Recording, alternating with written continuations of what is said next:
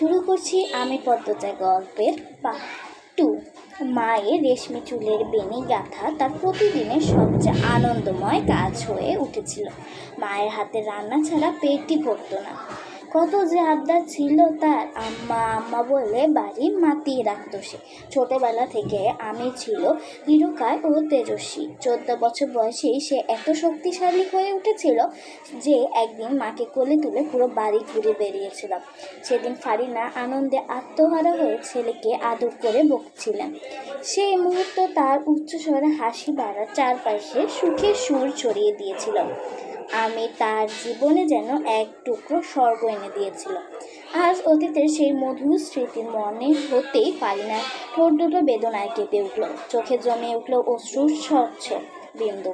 বার্ধক্যের এই প্রান্তে এসে স্মৃতির নিষ্ঠুর কামড় তার হৃদয়কে বিদ্ধ করেছে। জীবনে অনেকটা পথ পেরিয়ে এসেছেন তিনি, কিন্তু স্মৃতির ভার যেন ক্রমে আরও অসহনীয় হয়ে উঠেছে। অতীতের সুখময় দিনগুলো এখন বেদনার নদী হয়ে বয়ে চলছে বুকে। ফারিনার চোখের পাতা ভেদ করে গড়িয়ে পড়ল বেদনার নোনা জল। লতিফা ব্যাকুল হয়ে উঠল, খালাম্মা ও খালাম্মা। কম্পনা ঠোঁট জোড়া দাঁত দিয়ে চেপে ধরলেন ফারিনা, যাতে হৃদয়ের বেদনা মুখ থেকে উপচে না পড়ে। ভারাক্রান্ত কণ্ঠে বললেন, তুই যা লুতু যা। লতিফা পাথরের মূর্তির মতো দাঁড়িয়ে রইল। কিছুক্ষণ পর করুণার সুরে বলল, পদ্মরে কিছু করেন না খালাম্মা, সেরিডার মা নাই, আমির ভাইজানে সব তুললে কষ্টে মইরা যাইব। পারি না। লতিফা চোখে চোখ রাখলেন, জিজ্ঞেস করে, তুই সব জানতি?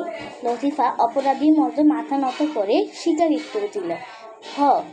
ফরিনা ক্ষতবিক্ষত সিংহীর মতো গর্জে উঠলেন, আমার আগে কইলি না কেন তুই?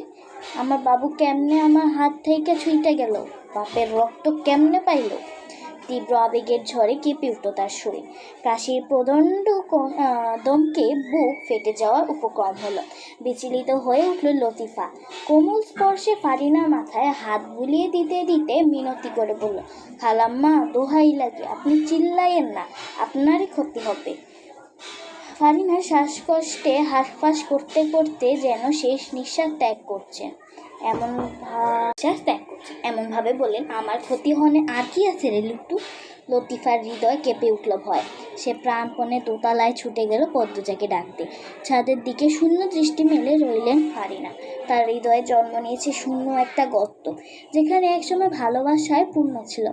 মজিদ হাওলাদার নামক নৃশংস দানবটা শুধু তার নিষ্পাপ বাবুর জীবন নয়, তার আত্মাকেও হত্যা করেছে। পরিবর্তে